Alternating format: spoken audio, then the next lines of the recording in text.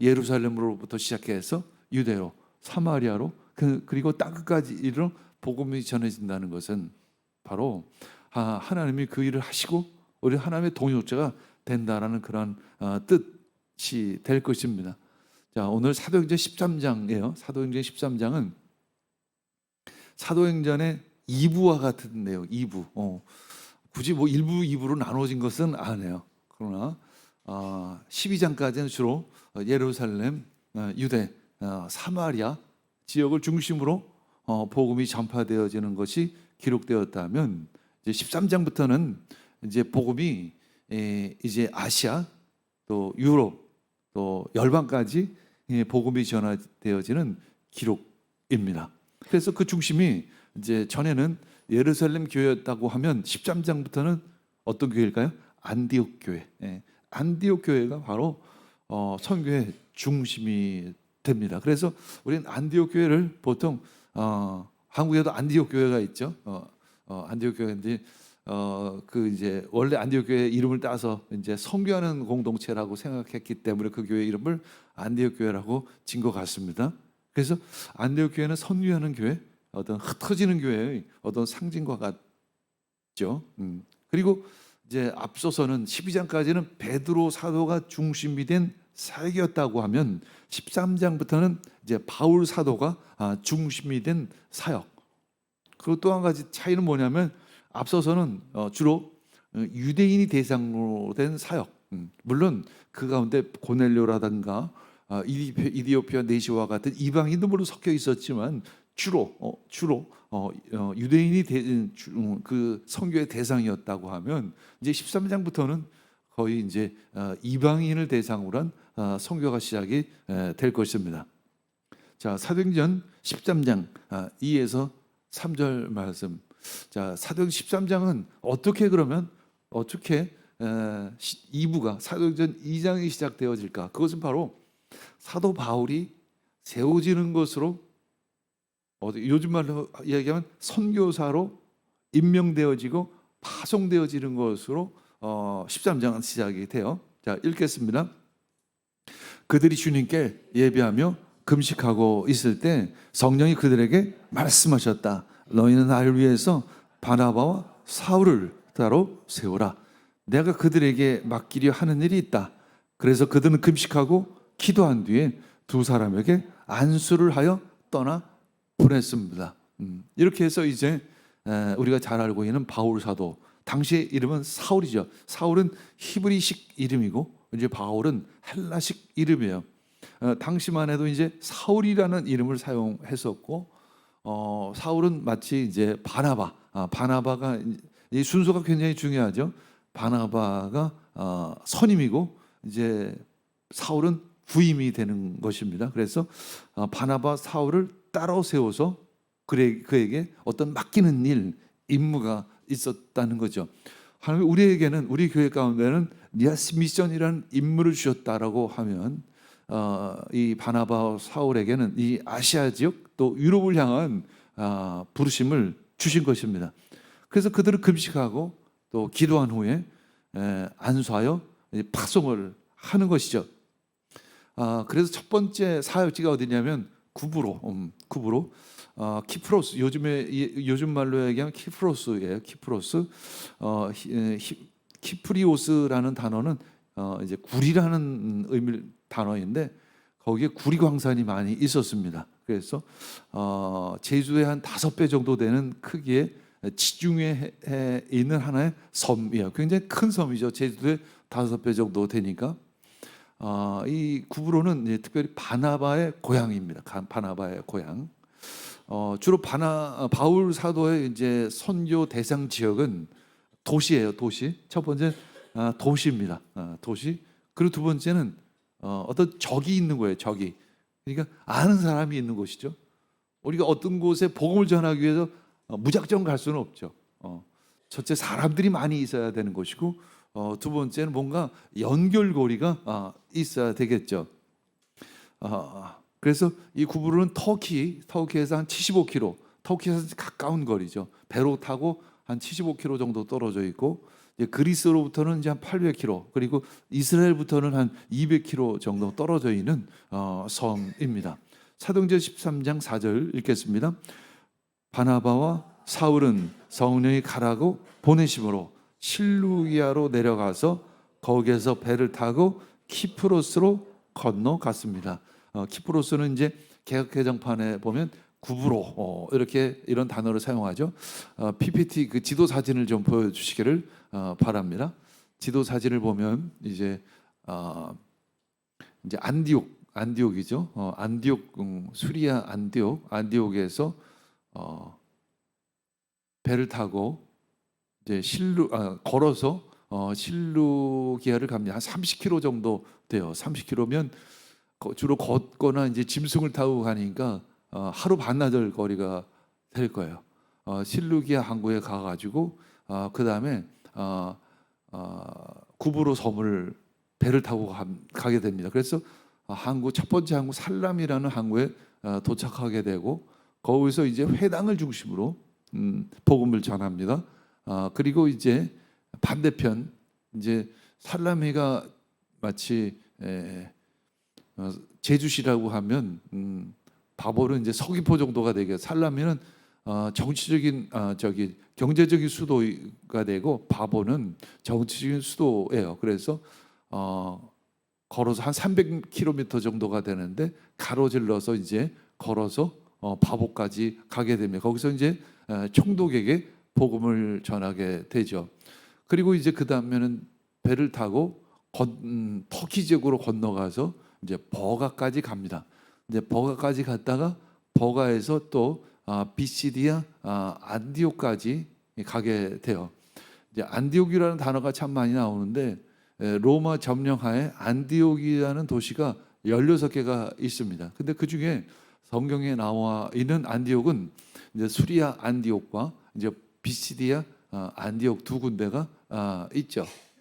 이렇게 바울 사도의 첫 번째 전도 여행은 시작이 됩니다. 자, 그래서 그들은 살라미에 도착을 해서 여러 회당에서 이제 복음을 전하죠. 그래서 어떤 결실이 있는지는 기록되어지를 않았습니다. 그리고 이제 구브로 키프로스를 가로질러서 바보라는 그 항구를 또 가게 됩니다. 정치기 중심이지, 그래서 총독이 그곳에 있었습니다. 근데 총독 곁에 늘 엘루마 바예수라는 사람이 그 총독 옆에서 늘 일종의 조언을 했던 것 같습니다. 그래서 총독 서기오 바울이 참 총명한 사람이라 이렇게 이야기하고 있습니다. 그래서 이제 바울 사도는 그 서기오 바울에게 복음을 전하기를 원했는데 옆에서 그 엘루마가 방해를 하는 거예요. 늘 방해를 합니다. 그래서 바보에 가면 바울의 채찍 기둥터가 지금 남아 있습니다. 그만큼 성경에는 디테일하게 기록되어 있지 않지만 바울 사도가 복음을 전할 때 얼마만큼 어렵게 전하고 있는지를 잘 알고 있습니다. 사도행전 13장 10절에서 11절 읽겠습니다. 너 속임수와 악행으로 가득 찬 악마의 자식아, 모든 정욕이 원수야. 너는 주님의 바른 길을 굽게 하는 짓을 그치지 못하겠느냐. 보아라, 이제 주님의 손이 너를 내칠 것이니 눈이 멀어서 얼마 동안 햇빛을 보지 못할 것이다. 그러자 곧 안개와 어둠이 그를 내리덮어서 그는 앞을 더듬으면서 손을 잡아 자기를 이끌어줄 사람을 찾았습니다. 그 엘루마 바예수가 늘 총독 옆에서 복음을 전하는 것을 방해를 하니까 바울 사도가 그 바예수 엘루마를 향해서 저주를 선포하는 내용이죠. 그래서 그가 잠시 소경이 되어 버리는 거죠. 이 경험은 누가 했던 경험이죠? 바울 사도가 담에색 동상에서 자신이 경험했던 것이죠.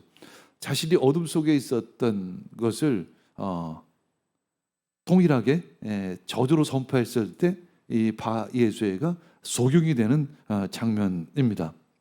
아마도 사울은 그 엘루마를 바라보며 어둠 속에서 헤매던 자신의 모습을 투영하며 볼 수 있었던 것 같습니다. 자, 회심은 뭐냐면 자신을 실제로 아는 것으로 시작이 돼요. 크리스찬은 누구일까? 먼저 내가 누구인지를 아는 것으로 시작이 됩니다. 그래서 우리는 늘 말씀을 묵상함을 통해서 나를 비추어 봐야 합니다. 자신을 말씀으로 비추시기를 바랍니다. 누구를 판단하고 누구를 비판하는 것이 아니라 말씀으로 먼저 자신을 비출 때 성장이 있고 회복이 있을 줄 믿습니다.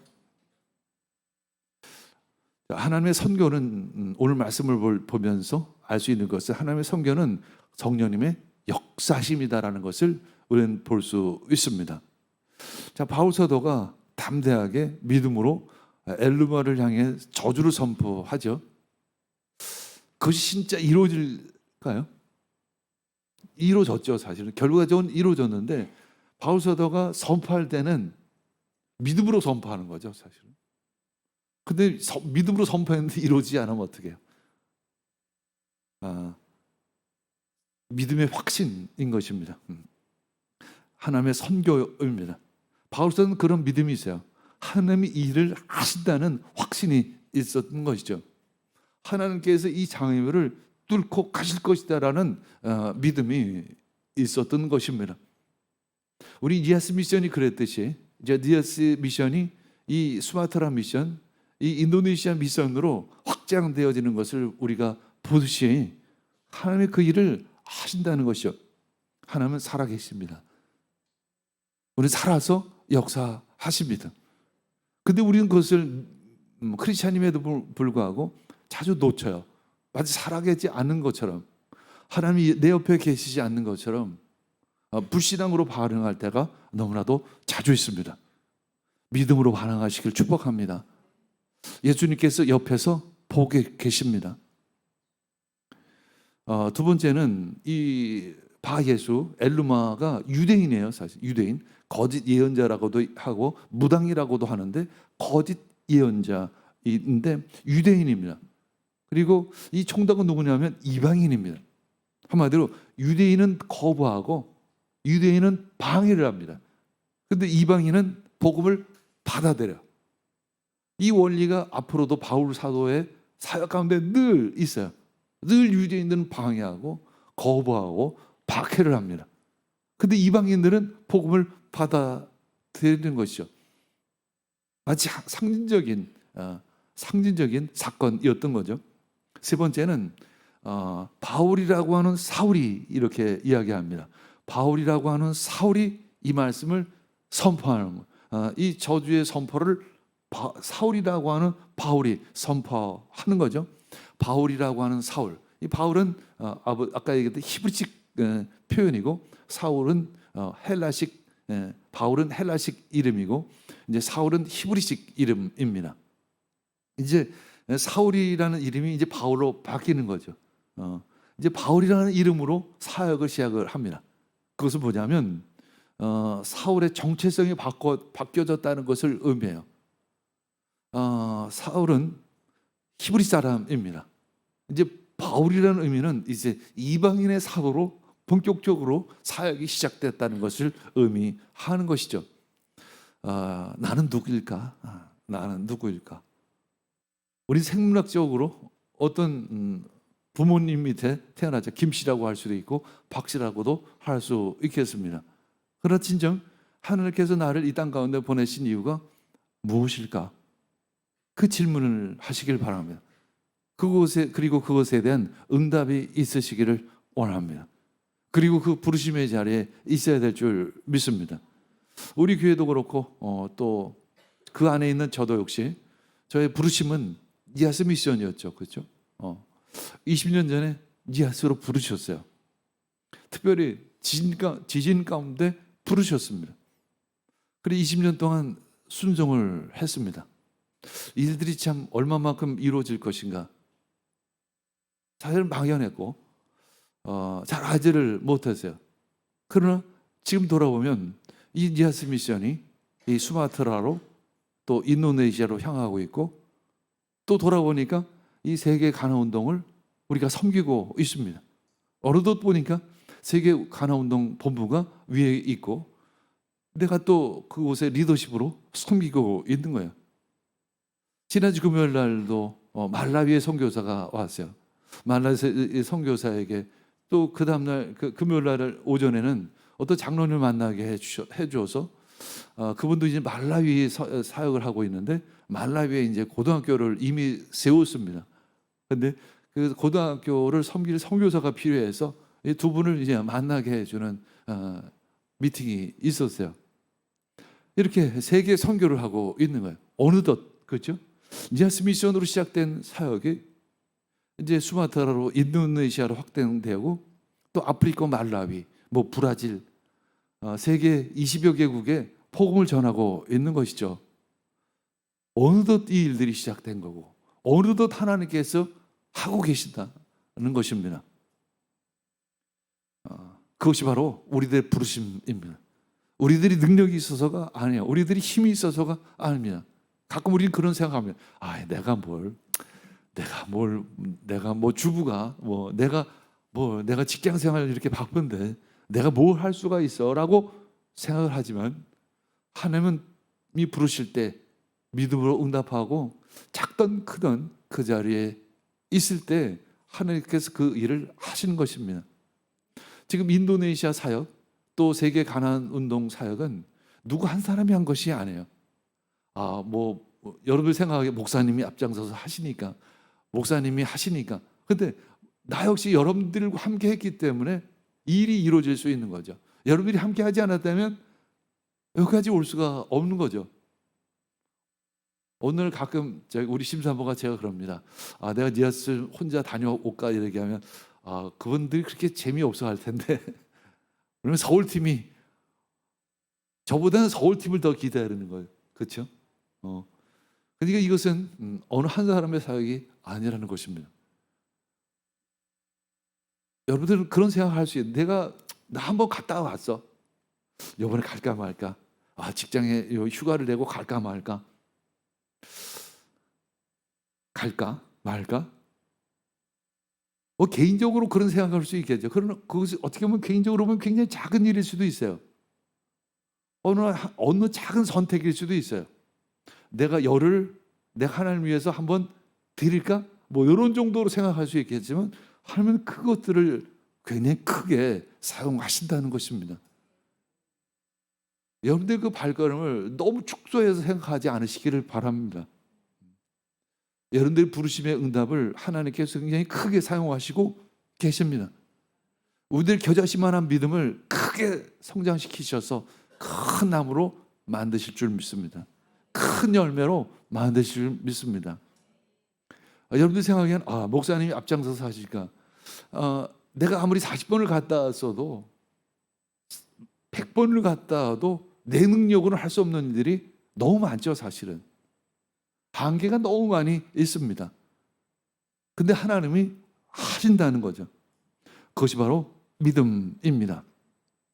사도행전 13장 14절 읽겠습니다. 그들은 버거에서 더 나아가 비시디아의 안디옥에 이르러서 안식일에 회당에 들어가 앉았습니다. 우리 지도를 다시 한번 보여주시기 바랍니다.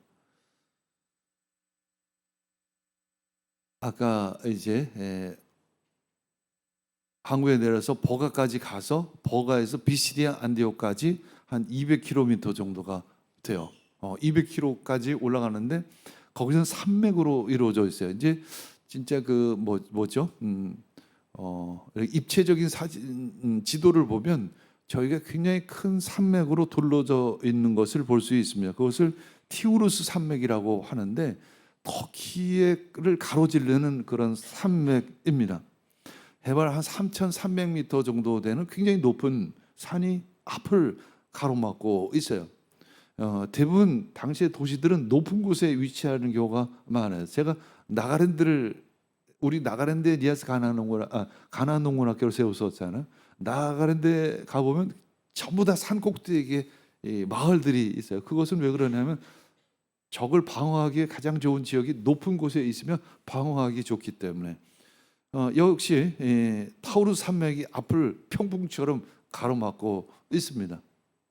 이제 버가로부터 이제 200km를 걸어서 한 열흘 동안 걸어서 이제 비시디아 안디오까지 걸어가는 거죠. 갈라디아서 4장 13절 읽도록 하겠습니다. 갈라디아서 4장 13절. 그리고 여러분이 아시는 바와 같이 내가 여러분에게 처음으로 복음을 전하게 된 것은 내 육체가 병든 것이 그 계기가 되었습니다. 이게 여기서 이제 갈라디아 교회를 이제 이 지역에 세우게 되는데 돌아서 이야기하는 거죠. 회상을 하는 거죠. 여러분이 아는 바와 같이 내가 여러분에게 처음으로 복음을 전하게 된 것은 어떻게 해요? 내가 육체가 병든 것이 그 계기가 되었던 것입니다. 후에 학자들은 이것을 말라리아를 그때 버가에서 비시디아 안디오까지 걸어갈 때 말라리아에 걸렸다라고 추측하기도 합니다. 당시에 이곳에 강도가 자로 출몰하기도 해요. 그래서 그런지 이제 마가 요한, 수행자로 데리고 왔던 마가 요한이 집으로 돌아가 버립니다. 쉽게 해서 무섭다고 거기 어떻게 가냐고, 당신들이나 죽지 왜 나까지 죽게 하느냐고, 뭐 이런 쉽게 이런 이야기입니다. 이제 비시디아 안디옥에 이르러서 이제 가장 먼저 회당에 들어가서 앉았습니다. 우리처럼 이제 어느 집 가더니 그곳에 교회가 있으면 가장 이제 주일날 들어가서 예배를 드리게 되죠. 마치 그런 것처럼 안식일에 들어가서 앉았습니다. 그때 회당장이 바울을 보면서 그러니까 이제 바리새인인 것을 알고는 형제라고 부르며 이제 설교를 부탁하는 거예요. 설교를 부탁합니다. 자, 사도행전 13장 16절 읽겠습니다. 그래서 바울은 일어나서 손을 흔들고 말하였다. 이스라엘 동포 여러분, 그리고 하나님을 두려워하는 사람들이여, 내 말을 들으십시오. 이렇게 복음을 전하기 시작을 하는 것이죠. 마치 매단에 이제 워크숍 때 이제 메시지 전하라고 저에게 얘기할 때 그런 얘기를 했습니다. 내가 여러분들에게 이 말씀을 전할 수 있는 자격이 사실은 없습니다. WCM의 리더십이라고 여러분들에게 말씀을 전하는 것도 아니고, 또 하나의 목회자라고 해서 여러분들에게 메시지를 전할 수 있는 것도 아닙니다. 왜냐하면 그 안에는 감독도 있고 나름대로 아주 큰 교회 목사님들이 많아요. 그래서 그런 얘기는 여러분들에게 전할 수 있는 자격이 거기에 있는 것이 아니라, 첫 번째는 20년 전에 니아스에 지진이 있었을 때 그 지진이 저의 부르심이 되었고, 그때 45살이었고 45세 시작돼서 20년 동안 니아스를 섬겼습니다. 그러니까 젊음을 내가 인도네시아와 함께 했습니다. 이것이 첫 번째, 여러분들에게 이 말씀을 전할 수 있는 자격인 것이고, 두 번째는 제가 학교 교수였었습니다. 그런데 이 인도네시아를 위해서 학교 교직을 내려놓았습니다. 그래서 나는 자격이 있습니다. 그래서 세 번째는, 그래서 어떤 방송국에서 그것을 알고 인터뷰를 왔는데, 인터뷰에서 어떻게 왜 이렇게 내려놓을 수 있었습니까? 라고 질문했을 때 나는 인도네시아를 사랑하기 때문에 내려놓을 수 있었습니다. 이렇게, 그래서 난 세 번째, 여러분들 말씀을 전할 수 있는 자격이 있는 이유는 바로 인도네시아를 사랑하기 때문에 메시지를 전할 수 있는 자격이 있습니다라고 그들에게 시작을 했던 것이죠. 마치 이스라엘 동포 여러분, 바울서는 그렇게 말하는 것이, 당신들과 우리는 한 동포입니다. 그리고 하나님을 두려워하는 사람들이요. 그러니까 회당에는 두 가지 부류가 있다는 것을 우리 볼 수 있어요. 이스라엘 동포 여러분, 이건 유대인을 얘기하는 것이고, 하나님을 두려워하는 사람들, 이건 뭐냐면 이방인인데 유대교로 개종한 사람을 이야기하고 있어요. 그러면서 바울 사도는 이제 족장 이야기로부터 시작을 해서 출애굽, 그리고 이스라엘의 광야 생활, 광야 40년이죠. 그리고 사사기 시대, 그 전에 이제 여호수아로부터 시작해서 가나안 적과 그리 흐르는 가나안 땅을 정복하는 그 시간들, 이런 이스라엘의 역사들을 쭉 이야기를 합니다. 이스라엘 역사를 쭉 얘기를 합니다. 그 과정에서 하나님은 사무엘이라고 하는 선지자를 세우시고, 사울이라는 초대 왕을 세우시고, 또 그를 패하시고, 또 다윗 왕을 지도자로 세우셨습니다. 그리고 다윗에게 하나의 언약을, 아주 특별한 언약을 주셨습니다. 여러분들도 알다시피 그것은 다윗 언약입니다. 그 다윗 언약은 뭐냐면 다윗 왕조를 영원히 이끌어 가시겠다는 약속이죠. 그런데 다윗 왕조는 지금 어떻게 됐습니까? 다윗 왕조는 바벨론으로 하여금 다 무너지고 말았습니다. 그렇다면 하나님의 약속은 어떻게 된 것일까요? 이런 질문을 하는 거죠. 그렇다면 하나님의 약속은 도대체 어떻게 된 것일까요? 하나님은 신실하신 분이십니다. 하나님은 그 약속을 지키시는 분이십니다. 그러면 하나님의 약속은 무효화된 것인가요? 다윗 왕조는 지금 이미 끝장냈고 지금 왕은 빈자리가 되어 버렸는데 도대체 그러면 하나님의 약속은 거짓말이었던 것인가요? 이런 질문을 하는 것이죠. 영원한 왕이 계시는데 그분이 바로 예수 그리스도 메시아라는 것입니다. 그 예수 그리스도께서 다윗 가문을 통해서 오신 것입니다. 하나님께서 그 외아들 하나님의 아들을 이 땅 가운데 보내셨는데 그분이 바로 예수 그리스도, 그분을 다윗 가문 가운데 보내셨습니다. 그분이 바로 만왕의 왕이신, 영원한 왕이신 예수 그리스도라는 것을 화우서서는 지금 선포하고 있는 것이죠. 사도행전 13장 23절에서 25절 읽겠습니다. 하나님은 약속하신 대로 다윗의 후손 가운데서 구주를 세워 이스라엘에게 보내셨으니 그가 곧 예수입니다. 그가 오시기 전에 요한이 먼저 회개의 세례를 모든 이스라엘 백성에게 선포하였습니다. 요한이 자기의 달려갈 길을 거의 다 갔을 때 말하기를 여러분 나를 누구로 생각하십니까? 나는 그리스도가 아닙니까? 그는 내 뒤에 오실 터인데 나는 그의 신발끈을 풀어드릴 자격도 없는 사람입니다. 이렇게 이야기하지 않으셨습니까? 당시에 이스라엘 사람들은 세례 요한을 다 알고 있었어요. 근데 그 세례 요한이 바로 다 오실 그 메시아를 준비한 선자가 아닙니까? 라는 질문을 하는 거죠. 자, 사도행전 13장 28절 30절 읽겠습니다. 그들은 예수를 죽일 만한 아무런 까닭도 찾지 못하였지만 빌라도에게 강요하여 예수를 죽이게 하였습니다. 이와 같이 그를 가리켜 기록한 것을 다 행한 뒤에 그들은 예수의 시체를 나무에서 내려다가 무덤에 두었습니다. 그러나 하나님께서 예수를 죽은 사람들 가운데서 살리셨습니다. 결국 그 유대인, 그 자신의 동포인 이스라엘 사람들은 죽일 만한, 예수님을 죽일 만한, 십자가에 못 박을 만한 아무 이유도 찾지 못했지만 빌라도를 강요해서 예수를 십자가에 못 박게 했습니다. 이와 같이 그들은, 우리 동포들은 예수님을 십자가에 못 박았지만 하나님께서는 그분을 살리셨습니다. 복음의 중심이 무엇일까요? 바로 예수님의 십자가 부활인 것입니다. 바울사도는 지금 그 회당에서 유대인과 이방인 중에서 유대교로 회심한 그들에게 이 복음을 전하고 있습니다. 설교의 중심은 바로 십자가 부활인 것이죠. 우리 성령은 누구신가? 성령은 누구신가? 바로 예수 그리스도를 드러내시는 분이십니다. 또한 나는 누구일까? 나는 누구일까요? 나는 예수 그리스도를 드러내는 증인이 되어야 합니다. 여러분들의 삶이, 여러분들의 발걸음이 예수님의 증인이 되기를 축복합니다. 자, 31절 32절 읽겠습니다. 그래서 예수는 자기와 함께 갈릴리에서 예루살렘으로 올라간 사람들에게 여러 날 동안 나타나 보이셨습니다. 이 사람들은 지금 백성에게 예수의 증인입니다. 우리는 하나님께서 조상들에게 하신 그 약속을 여러분에게 기쁜 소식으로 전하고 있습니다. 우리는 그 기쁜 소식을 전해야만 합니다. 기쁜 소식이에요. 복된 소식입니다. 우리 오영리라고 작은 책자를 만들었죠. 그 오영리를 통해서 니아스에서도 전하고 또 메단의 워크숍에서도 그것을 전했습니다.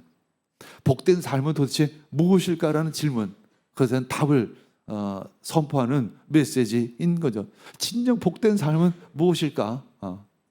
그것이 바로 기쁜 소식이에요. 복음인 것입니다. 복된 소리죠. 복된 소리. 그 복된 소리를 듣기를 축복합니다. 사도행 13장 39절 읽겠습니다.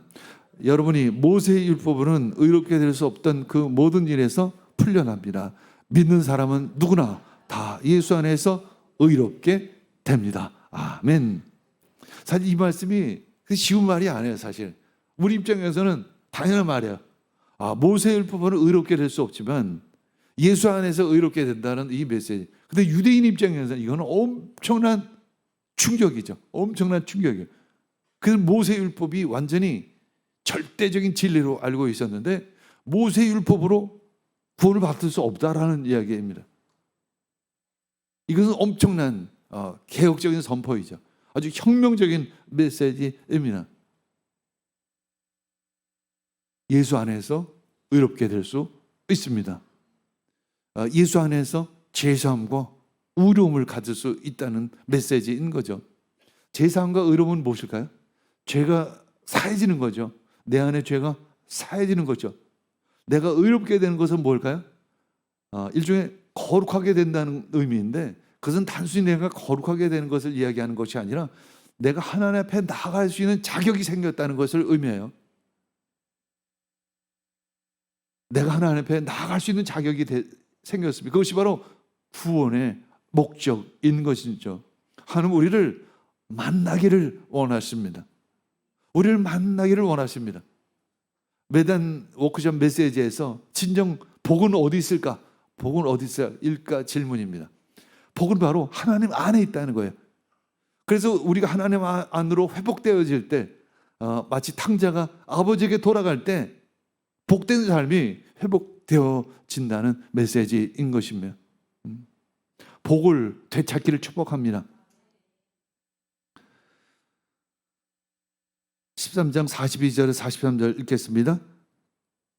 그들이 회당에 나올 때 사람들은 다음 안식일에도 이런 말씀을 해달라고 청하였습니다. 회중이 흩어진 데에도 유대 사람들과 경건한 개종자들이 바울과 바나바를 많이 따랐습니다. 바울과 바나바는 그들에게 말을 걸면서 늘 하나님의 은혜 안에 머물러 있으라고 권하였습니다. 그런데 이 첫 번째 설교, 안식일 설교에는 사람들이 비교적 굉장히 호의적이었어요. 대부분 그 메시지를 받아들였어요. 그런데 두 번째 다시 한번 다음 안식일에도 좀 메시지 전해달라고 설교를 해달라고 이제 부탁을 들었고 이제 다음 안식일에 또 메시지를 전합니다. 자, 13장 44, 45절 읽겠습니다. 그 다음 안식일에는 온 동네 사람들이 거의 다 하나님의 말씀을 드리려고 모여들었다. 유대 사람들이 그 무리를 보고 시기심으로 가득 차서 바울과 바나가 한 말을 반박하고 비방하기 시작을 했습니다. 한마디로 센세이션을 일으킨 거예요. 사실 바울과 바나바의 메시지가 엄청난 반향을 일으킨 거예요. 그 마을 사람들 모두가 관심을 갖기 시작을 한 것입니다. 그 다음 안식일은 동네 사람 거의 다 하나님의 말씀을 드리기 위해서 몰려드는 것입니다. 그때 유대 사람들이 어떤 위기감을 느끼기 시작을 한 것이죠. 도저히 이렇게 되면 큰일 났네. 우리 회당은 문 닫겠네. 쉽게 이런 이야기죠. 시기심으로 가득 차서 이제 바울과 바나바를 이제 거부하기 시작하고 그들을 박해하기 시작을 한 것입니다. 이제 유대인들이 하나님의 말씀을 거부하고 비방하자 이제 바울과 바나바는 이방인을 향해 갈 수밖에 없었습니다. 자, 48절, 49절 읽겠습니다. 이방 사람들은 이 말을 듣고 기뻐하며 주님의 말씀을 찬양하였고 영원한 생명을 얻도록 정하신 사람은 모두 믿게 되었다. 이렇게 해서 주님의 말씀이 그 온 지방에 퍼져 나갔던 것이죠. 오히려 이방 사람들이 듣고 기뻐했어요. 유대인들은 박해하고 이것이 보통 바울 사도의 사역 가운데 일어나는 일들입니다. 유대인들이 하나님의 말씀을 거부하고 비방하자 이제 바울 사도는 이방인을 향해 발걸음을 재촉하기 시작을 합니다. 이렇게 해서 주의 말씀이 그 온 지방에 퍼져나가기 시작을 하는 것입니다. 이제 바나바 바울은 생각합니다. 이사야서 49장 6절 말씀이 깨달아진 거예요. 내가 너를 이방의 빛으로 삼아 너로 땅끝까지 구원하게 하리라.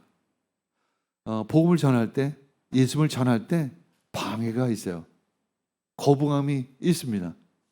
그러나 그때 우리는 오히려 또 하나님의 부르심을 확신하게 되어지는 거죠.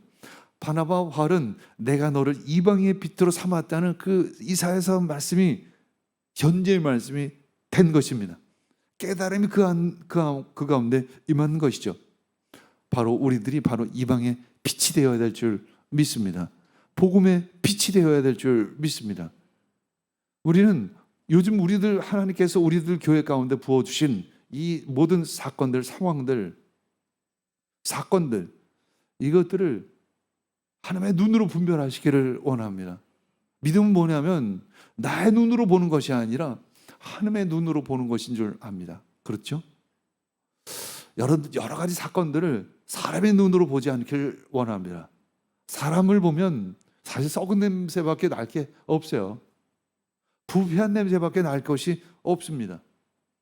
여러분들이 나를 인간의 눈으로 봐도 마찬가지예요. 사실은 누군가를 흠잡기 시작하면 그냥 썩은 냄새밖에 안 나요. 사실은 저 사람은 뭐 저래, 이 사람은 이래, 저 길은 저래. 그것은 뭐냐면 그 사람의 문제가 아니라 그런 눈으로 보는 나의 눈이 문제가 되는 거예요. 사실은 그것은 썩은 눈이에요. 사실은 인간은 다 썩었어요. 사실은 인간은 다 부패했습니다. 근데 내 썩은 눈으로 보면 썩은 것밖에 보이질 않아요. 그러나 우리 생명의 눈으로 보면 생명이 보이는 거죠. 만약에 내가 개인적으로 니아스에서 인간의 눈으로 니아스 미션을 보면 40번을 갈 수가 없죠. 그렇죠?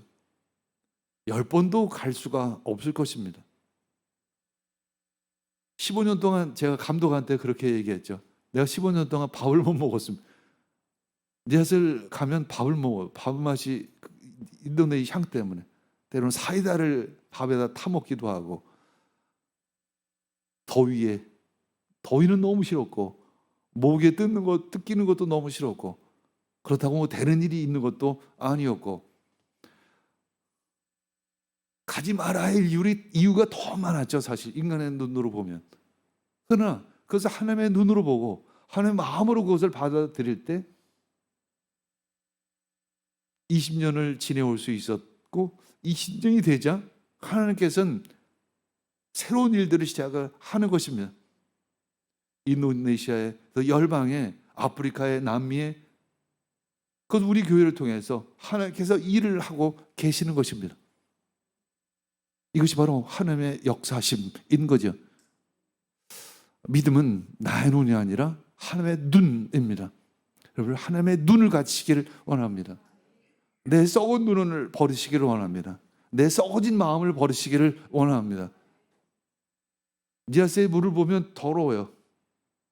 근데 더러운 물 속에서 우리 생명을 볼 수가 있는 거예요. 사실은 그런 믿음이 있기를 축복합니다. 그런 영적인 눈이 활짝 열려지기를 원합니다.